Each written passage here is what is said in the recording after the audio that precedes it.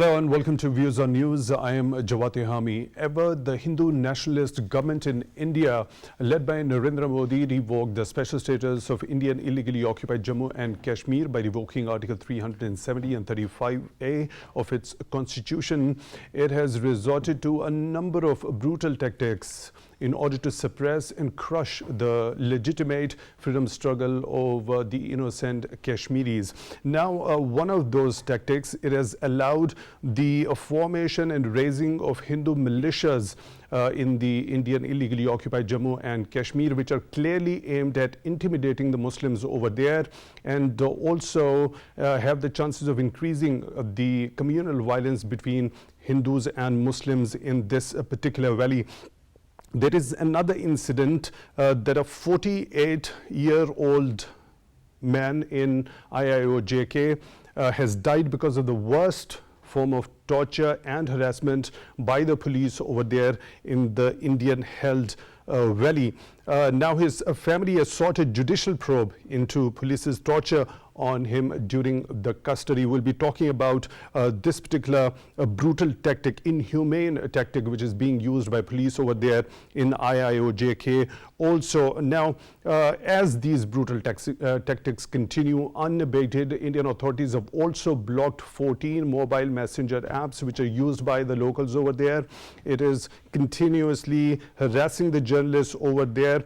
Now, according to Kashmir Media Service, in the first 4 months of this particular year, Indian troops have martyred 21 Kashmiris and injured 50 civilians. Around about 860 cordon and search operations have been launched in this particular year in the valley also.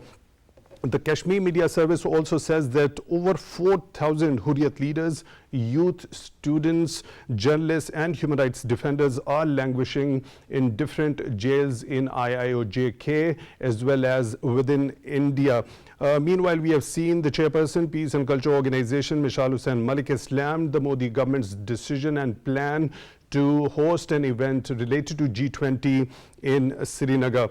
Let's talk about all these brutal tactics and the inhumane tactics which are being resorted to by the Indian authorities in IIOJK, and what needs to be done, especially what happens to be the responsibility of international community. And when we specifically talk about this particular event, which is to be hosted by India in the internationally disputed territory, what happens to be the responsibility of the G20 members?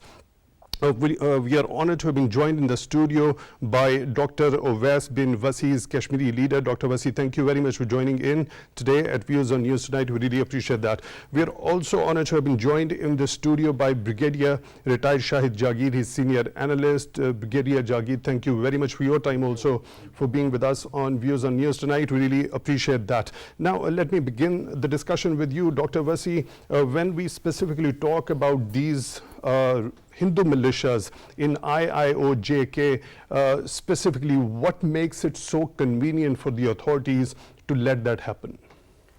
In fact, this Hindu militia, this is in fact the revival, because originally this militia formed in 1995. And after 5 years, there were a lot of complaints of abduction, a lot of complaints of murder and rape, and because of that, it was abandoned and it discontinued. So recently, continuation of the government policy, they constituted this village defense committees. Now they are renamed as village defense guards. So in fact, this constitution and this formation, as you have mentioned in your introductory remarks, is quite threatening to the Muslim community over there, because you have to understand the the composition and the geographical division of Jammu division. It could be divided into 3 regions. One is the Tawi region. It has 5 districts. And the other one is Chenab Valley, and the third one is Pir Panjal. Pir Panjal has 2 districts. One is Rajouri and the other one is Poonch, and Chenab Valley has 3 districts.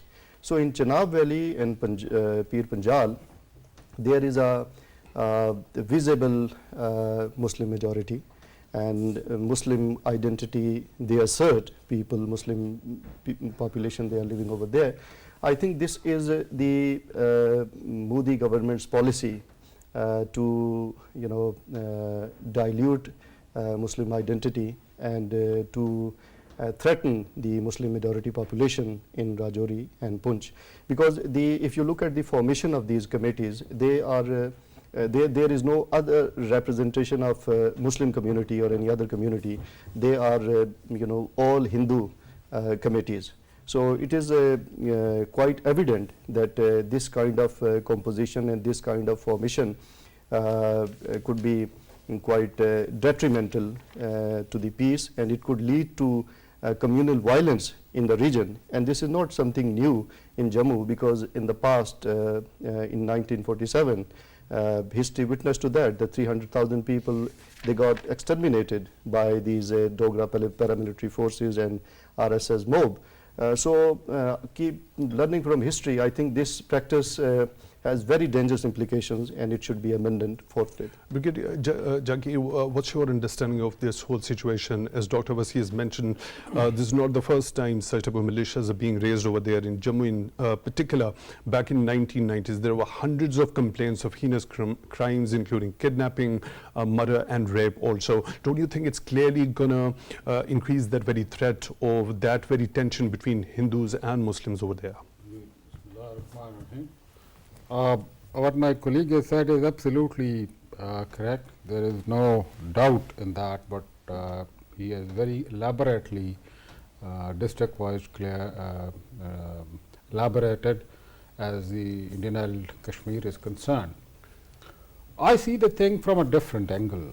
I see it from the point of view of portraying the factual freedom fighters' struggle of the Kashmiris to the world, that it's a communal fight, and tell the world that it's not a freedom struggle. It's a communal fight, one. Second, the massacre which happened in terms of man and material, it is not a human right violations. Third thing is that as you have very rightly said, that a big event is going to come in Jammu and Kashmir, where the world leaders are going to assemble. So they want that at this particular movement, they should have a clean face in front of the world, and show to the world that the atrocities committed in the Indian held Kashmir, it is not the human right violations, or the massacre done by the Indian military and law enforcement agencies, but a communal fight. Hindus and Muslims are living over there, so it's normal that. But what the Indians are doing, the same thing they did in 1971 in Bangladesh also. So it's a same tactics. That shows the kind of premise that you've just built over here, that shows it is a very cunning move, not letting the entire world community know that basically what the Muslims are vying for is their legitimate freedom struggle. By raising such militias, they are trying to give it a color of communal tension between Hindus and Muslims. Yes, you are absolutely right. One, they are trying to tell to the world. Second thing which they are doing is that they are advancing their Hindutva policy. They are arming their militant wings. You see, it is not only the Muslims, but Sikhs in Punjab, Christians in central India, and the Nagalands and Nanganandis and other which are on the southern side, where 21 insurgencies are going on. They are the one who are afraid of this. You know, as I told before also, that it is only the Nepal which is declared Hindu state. You don't find any such problem over there. Why in India? Because they talk of Akhand Bharat. In subcontinent India has never been together. It was ruled by the small state, 285 states at the time of partition, you know, but it is the Modi government and their Hindutva ideology which are giving a platform for the uneducated, the poor people to adopt to the militant wing to earn their livelihood, because he cannot give anything to the poor people over there. And see at the population, they have crossed the population of China also. So where these people will be absorbed? It is best to give them a small money and throw them into the militant Lashkar wings. The second thing on that is that the law enforcement agencies which are sponsoring these people, there is never an accounting of the secret fund which they get from the government. So it is in the interest of those people, those who are doing the duty of law and order, that they establish and feed them these wings, make the money for them, and there is no accountability. As Indian Army Chief Bipin Rawat on the human rights violation report by the UN, he simply nullified that. He simply said that it is wrong. No inquiry has been done on the excessive abuse of powers by the military officers in Kashmir. So many people, Human Rights Watch and UN organizations have unearthed mass graves in Indian and Kashmir, but nothing has been done. So I would say that this is a problem which, if not curtailed at this stage, it will become a biggest problem for the South Asia. It will spread into Nepal, into Assam, into Sri Lanka, into other Western countries bordering India. So how the world will be able to control it? Because South Asia is the engine of the economy at this moment, you know. How can the world afford such a type of activity? There is a requirement that the world should open up, especially the Western world should open up beside their corporate interest and do something, ask Modi that this brutality must come to an end. Right, Dr. Wasi, there is another incident. The extremist Hindus which belong to RSS also took a march in Raisi town in Jammu region, and especially they had a march pass through the Muslim majority areas. So that is also in connection with this intimidation of Muslims. Is this the first time such a march has been taken out or organized, or such marches have been taken out before also? This is not the first incident that RSS goons and Bajrang Dal and Shiv Sena and other RSS organizations, they have conducted such things before. So in Riasi, as I mentioned in my earlier comments, that Riasi is also an area where Muslim and Hindu majority, they are equal. That comes in the Tavi region, but Riasi in Tavi region, that has also a sizable 50% population of Muslims out there. So the purpose of holding that march is again to intimidate and to threaten Muslim population over there, continuation of the same Chenab Valley and Pir Panjal. So that thing they want to do that. Now, once they resort to the old tactics, as you have mentioned, that back in 1990s, hundreds of complaints were lodged regarding them kidnapping, involved in murder and rape also. If they resort to such type of heinous crimes again, what happened to be the options at the hands of the Muslims residing in those areas? In fact, as we discussed earlier that there were a lot of complaints, and because of these complaints that these groups were discontinued.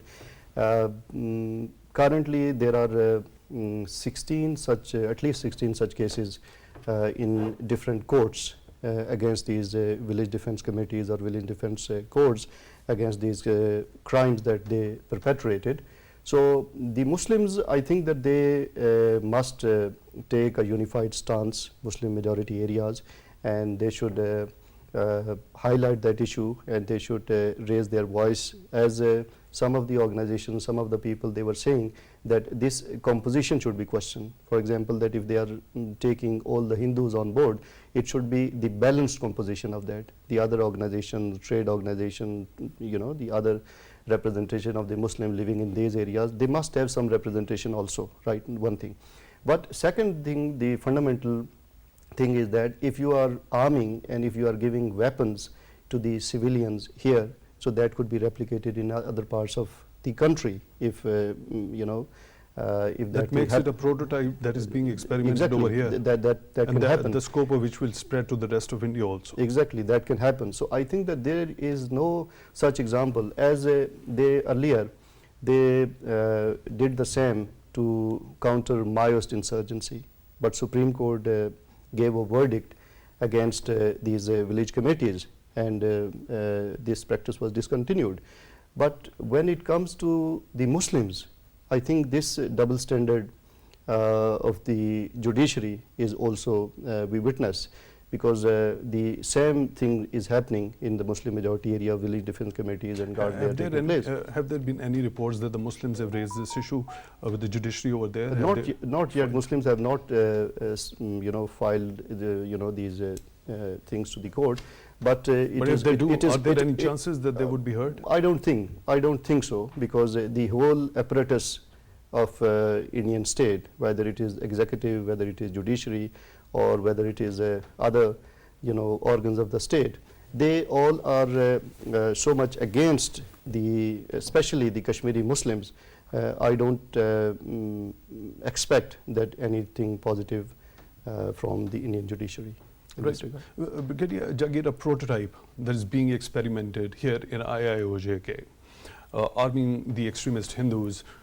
Do you think there is a likelihood, high chances of this particular experimentation being spread to the other parts of the country? We have seen the kind of brutal discrimination that is being meted out to various minorities, including Sikhs, Christians, Muslims, and Dalits over there in India. Absolutely. The way the Indians are arming their village defense committees, and village defense committee is the culture of the South Asia. It's you go in Indonesia, there you find the village defense committees. You go to Singapore, in the rural area, you find the village committees over there. And to the extent that Manik Shah, the Indian Chief of Army Staff, after the debacle of East Pakistan, very openly said that we armed the village defense committees, which later became as the Mukti Banis, and took active part against the Pakistan Army for during their fight in the East Pakistan. So, giving the village defense committees comprising of Hindus only. Weapons, Hindus only. Hindus only, weapons, material support also, and not to the Muslims, is a clear indication that what could be the intentions. On the other hand, as you have very rightly brought out the marches being done in the areas, it is just to harass the Muslim population in Indian held Kashmir. So, the world media, which is very busy covering the Ukraine war and the Europe's problem, I don't know, but they are trying to side away with the real issue prevailing to humanity in Kashmir. Are they not the human beings? They are very much the human beings. But the brutality of the Indian army and Indian establishment, and especially the Modi against the Indian held Kashmir is very evident, is very, very evident. And I'm surprised the fact that when there's multiple I'm reports by international surprised human rights that organizations. none of the G20 country leader has said that we will not attend the meeting, at least in the area which is full of human rights violation. Dr. Wasi, when there is another incident, we have seen that Indian police has been resorting to worst form of harassment, extrajudicial killings, but they have been reported over there. We've seen in a typical case over here, a person has been called in for investigation under the garb of investigation. He was brutally tortured, and then later on he succumbed to those wounds and that harassment by the Indian police. Now, his family has asked for a judicial probe. Do you think it's possible? Would the Indian authorities let that happen? The way this gentleman, Mukhtar Shah, he has been harassed by police, and later on he died in the hospital of Rajouri. I think this is quite tragic and quite traumatic. The family is trying to approach for a judicial inquiry, and for that I think that they must pursue it. And along with that, the human rights organizations, international organizations, I think they must take up that case, because he was frequently called by police. On April 23rd he was called. He went to the police station. After 3 days he came back came back home, and then again there was a call, and he went to the police station, and on 26th of April his body was lying somewhere unconscious, and when he was transported to the hospital, he died. So this is a very, very heinous and very brazen violation of Indian authorities, the canons of morality, the standards, the established practices. I think it must be highlighted. But this is very unfortunate that this is not only the single incident that we witnessed. This is a consistent practice. For example, that if you see the data, as it is said that when one person dies, it becomes a tragedy. When millions die, it becomes statistics. I think for the world it becomes statistics. But if you look at these figures, 100,000 people, they have been died. Over 150,000 people in Jammu and Kashmir, they got arrested. Over 20,000 people, women, they were widowed, and over 100,000 children, they were orphaned. A lot of children, they were blinded by pellet guns. So if you look at these statistics, and on every 8 Kashmiris, there is one soldier. 800,000 people, military, paramilitary, they are deployed over there. And international organization, Al Jazeera and other international organizations, they mention that it is the largest militarized zone on the planet. So if that is the situation, and if that does not prick the conscience of the world capitals, of the international organizations, I think this is the question mark, and this is the really matter of concern. And if it continues for the longer period of time, keeping in view the nuclear dimension of this region, it could be devastating. Devastating, really. Right. We are honored to have been joined on the phone line by another participant, Ms. Mushaal Hussein Mullick. She is Chairperson, Peace and Culture Organization. She is also the wife of Kashmiri leader Mohammed Yasin Mullick. Ms. Mullick, thank you very much for taking time out for Views on News tonight. Really appreciate that. In an incident, we have seen a 48-year-old man who died because of the brutal harassment and torture by the Indian police in IIOJK. Now, his family has asked for a judicial probe. Do you think that is possible? The Indian authorities would allow that to happen? And do you also think that if that happens, it has got the capacity to ascertain the facts and bring the perpetrators to justice? I think this is not surprising, the acts that they commit, the heinous crimes against humanity, especially with the Kashmiri people, killing innocent people, disappearing them, torturing them. putting them behind bars without any rights to defend themselves and imposing draconian laws upon them. But what is really, really shocking is that just when one thing happens and another policy is announced and another, and keeps on, rapidly, their policy of eliminating and making the Kashmiri people extinct is just not stopping. I mean, this incident that you spoke of, and many others that are going on over there, especially the recent ones of the parallel armed force that they've decided, a Hindu militia, to further terrorize the Kashmiri Muslims. They tried this in the early 90s, and they're doing that again. And they have almost like 500 Hindu militants who are being supported by the Indian state, and the kind of help that they're getting in weaponizing, and apart from their occupational forces, the VDGs, the Village Defense Guards, and before it used to be the Village Defense Committee, was established in Jammu region in the early 90s, and they committed a lot of war crimes over there against the majority Muslims living in Jammu and Kashmir, and many rape cases, kidnappings, and ransacking, and as the previous speaker was talking, that if it's one killing, it's a tragedy. But if it's an entire nation that's being facing genocide, and it's unarmed, and they're already resisting their occupational forces, and now they have an additional parallel line army, and which they call their defense system to counter any Muslims who are attacking them.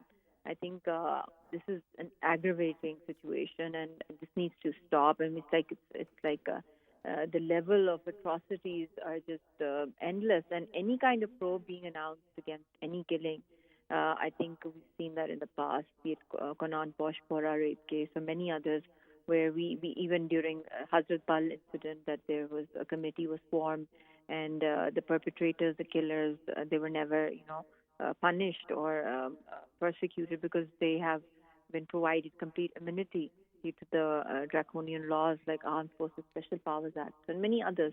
So this is just going to be, I think, an eyewash, basically, even if they do announce, forming a committee to probe and all. But justice is something which is almost impossible to expect from the killers and from the occupiers. And when they're not stopping, and there's like strings of murders going on after announcing this Village Defense Guards militia, and I think it's high time that the world should, take action against it. This is like civilians are being distributed with so much of weapon, and these rebel groups are openly using terror as a way forward. It's not just the almost a million occupational forces there, but now they have these. And in the past, in the 90s, there were around 25,000 civil militia forces that were deployed there, the Hindus, and I think repeating that, and in such circumstances when they're already being ruled by the saffronized BJP, RSS, and then this parallel organization of it is something where the world really needs to take serious action against India, especially imposing defense sanctions on them to limit the use of weapons in the most militarized zone in the world, and then economic sanctions. And I'm just shocked at why the G20 meeting is not being stopped there. I mean, this is the only place on the planet where you see the worst atrocities happening to an unarmed nation, which is a disputed territory, and India has no right to to butcher the Kashmiri people, and we are waiting for a right to plebiscite. And I'm just like amazed how the international community will participate and favor indirectly whatever Modi is doing, that genocide is justified and of a disputed territory above all. And I think maybe they're ready to accept Kashmiris as people in the graves, and the only right that they have is to just land in graves, and they don't have any right to live. It's a tragedy. It's very shocking, and at the same time, I think if it doesn't stop here, it's definitely going to aggravate further. These militia forces will definitely want to move forward from IIOJK and move ahead to their further plans of RSS, Akhand Bharat, and attack the neighboring countries and move towards AJK and other places. So this needs to be stopped for the region's peace and stability. I think it's high time that the world should, for their own safety and protection, they should stop India from becoming the biggest terror machine in the world. Right, Ms. Mullick, why is India so much interested in holding a G20 event in Srinagar, which is, of course, the part of the internationally disputed territory now? And also, what happens to the responsibility of the G20 members? You've already spoken of them urging them to refuse to participate in this particular thing. Do you see that coming? I really don't know what's going to happen, but at the moment, I think it's just completely unacceptable that, in a territory where human beings are being butchered, being eliminated, gross human rights violation, and absolutely no permission to allow international observers, fact-finding missions, peacekeeping forces, or de-weaponizing and demilitarizing the zone where draconian laws are being implemented. And providing complete clean sheet to the molesters, the killers, the butchers, the rapists, and yet when none of the international laws or humanitarian laws are applicable over here, especially what we've witnessed on 5th of August, abrogation of Article 370 and 35A. That's like, a death warrant against all the Kashmiri people who are the owners of the land. We've become homeless. We've become refugee on our own land, and our property rights, our voter rights, economic rights, political, social-political, economic rights, all religious rights have been taken away, and political rights. So how come, they're not allowed? The international observers or international law is not applicable here. So how come, the G20 summit can go on? Because that is an international platform, and though it's an economic platform, it's not on human rights, but when there's no right at all for people living there. So how can we possibly accept this kind of exercise which will be conducted there? We completely rejected, but I think it will be something which will really change global dynamics if it happens, that in an occupied territory G20 countries participate and they presume that there's all normalcy over there, and India is marketing that there's nothing wrong and it's all peaceful, and the requirement to keep the militancy over there, or the occupational forces, basically to for the law and order, and for blaming terrorism on Pakistan, AJK, and Kashmiri people as people who've accepted the action that took place on 5th of August. I think it's completely unacceptable, and I think the world really needs to open their eyes and wake up from the deep slumber and this is like completely going on you're seeing dead bodies and you're saying there's no dead body over there, and you just become blind, deaf, and dumb. So it doesn't happen. It can never, such G20 summits can never ever. I think this will totally shun the reputation of G20 countries and will make it highly controversial, and it will lose its sanctity in global public for sure. If not in the short term, definitely in the long term. So I think their reputation will be at high stakes if they accept participation. Thank you. Right, and rather than participating in this particular moot that is to be held in Srinagar, shouldn't they be pushing India to stop the gross human rights violations in IIOJK and also implement the relevant UN resolutions? Of course, that's mandatory. That needs to happen no matter what. That we have UN resolutions. There's all these baseless narratives and these illusions that the Modi regime is trying to create. I think it's just something where I think even a fool can recognize that this is just a complete a fake drama or theater going on over there. I mean, like, if there's no problem, if there's normalcy, then why the hell don't they kick out their army from there? Why is it such a dangerous place for them? Because they want to control the sentiments of Kashmiri people either by killing them or terrorizing them or harassing them or showing them the gun, and then now having a parallel civil militia force over there, and spreading their weapons, throwing them around, so that the civil force can also attack the general public over there. So these crimes against humanity, war crimes, and blatant violation of Geneva Conventions, especially Geneva Convention 4, and then Chapter 6 and 7, it's a violation of that as well, because it's jeopardizing the peace not just of the region but of the world at large, because it's a nuclear flashpoint. And then these threats of war and eliminating entire public through their forces, happening to be the world's largest military deployment. I think like a dire need to put India under international legal obligations and under international radar, especially blacklisting India for violating international laws, humanitarian laws, and for committing the highest crime in the world, which is genocide, and then have the nuclear controls are in the hands of a terrorist in India, which is Modi, and RSS itself has been involved in various terrorist activities, and they themselves are a force, a militant force, trying to create an atomic bomb. So all these things, and they're ruling, and it's their policy. So the world, if it doesn't take action, it's not just the Kashmiri people that will be crushed or will, just die or be murdered by the Indian state. It'll be the entire world will be engulfed in this fire, because it's not going to stop here. It's going to it's going to spread because it's nuclear.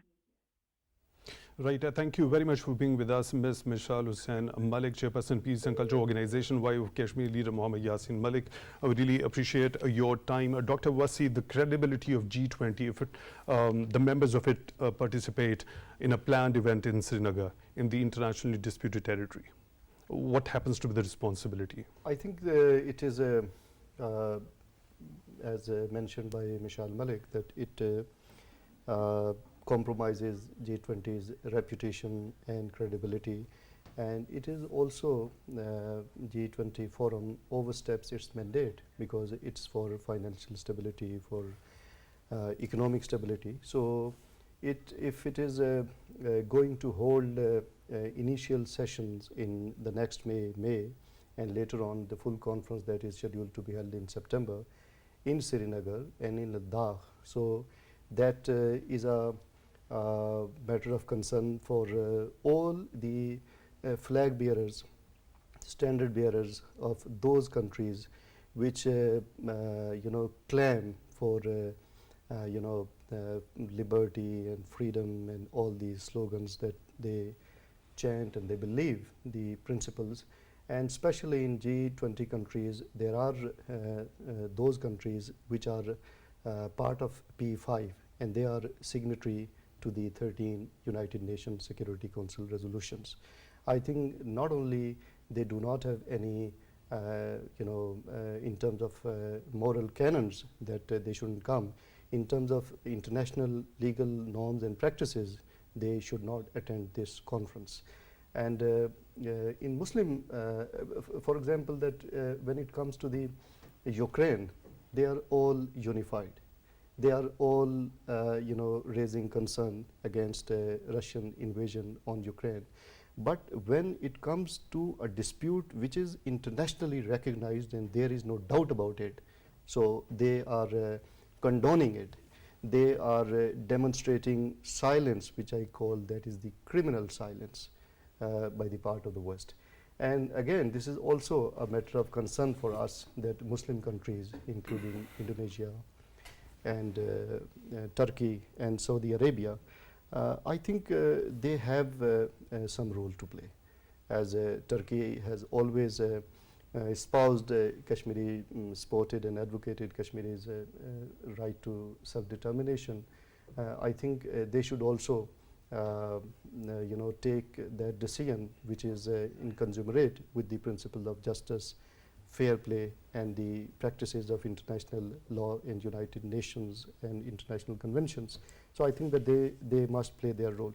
Pakistan, in the whole context, as we discussed in our previous program, that they should do robust diplomacy and active media campaign, intelligentsia, they should also play their role to apprise G20 members about the implications of this thing, because later on if it becomes the question mark for their reputation and for their credibility. So I think that this is not good for this institution, for this forum as well, apart from what is happening in Kashmir. And we discussed earlier as well that if, for example, that they are coming to Kashmir. So though there are two sessions, two places that they have India is going to hold, in one in Srinagar and the other in Leh, I think that they should visit to the places where Kashmiri Muslims, they have been persecuted, massacres took place, and there is a graveyard. And do you think the Indian authorities would let them have a tour of those places? Jagir, now the credibility, the reputation of G20, if the members of it participate in the mood that is planned in Srinagar, what should ideally be done, especially what happens to the responsibility of P5, who are the signatories of all the relevant resolutions on this disputed? Thank you very much. Look, this Indian move of organizing the G20 meeting in Kashmir and especially in Ladakh, and it's a very, very thoughtful, cunning move of India. You see it from the prism of abrogation of Article 35A and others. If this meeting goes very well planned, India has a leverage of saying to the world, look, everything is fine. People are very happy. People are very happy to join the Indians. There are not any problem. Second, the Indian government can always launch a false flag operation against Pakistan. No, as they did previously also. They have the option of carrying out the massacre again in the name of ensuring the security over there in these areas. They can kill hundreds and thousands of people in Kashmir in the garb of that, and probably this arming of the village defense committees and guards is in the same backdrop. And especially after the shocking revelations which have been made by former governor of IIOJK regarding a false flag operation in Pulwama. Absolutely. And Indian authorities making a plan to put the blame on Pakistan, and which ultimately you have rightly connected the dots. You have rightly connected the dots. But this gives a leverage to them. This gives a leverage to Modi, to Deval, to the RAW, to the Indian Army, to the Indian forces deployed over there. Every get this done and blame of Pakistan, and then try to twist the arm of Pakistan by its recent allies of Western world and the Pacific world, I would say. So I think this is the time that the world should realize that what they are doing, they should rise above their corporate interests. They should start looking toward the South Asia also from the prism of humanity, which they see themselves, their allies, because for them the humanity is very, very high, irrespective of the religion what they say. So why not for the Indian held Kashmiris Muslims? You know, why India, why don't they question Indians that why you are arming the village defense committee comprises of Hindus only, and why not Muslims? Because they are performing the same task. But Indian government is by organizing, coming back to your question, by organizing the G20 meeting in these two areas that we have mentioned, will gain a lot of leverage, you know, will restrict the, and you have very rightly said, that who will ensure that the real man goes to the one, if they go to the, to meet the people. The security forces which do not allow the established military, UN military observer in India and Pakistan to visit beyond Srinagar, will they allow the normal people to meet the world leaders? I doubt that. Especially it raises a lot of questions regarding the competence of the concerned law enforcement over there in IIOJK, especially after those shocking revelations by the former governor in IIOJK that there was carelessness and sheer incompetence on the part of CRPF regarding the motion of those troops which came under attack. So if they couldn't provide the security or they couldn't plan the secure passage of their own troops, how are they going to ensure the security and the safety of all the foreign dignitaries who are going to attend that particular moot over there? That's what I say. So that should naturally be a question raised by the G20 members, yes. Isn't it so? Yes, of course.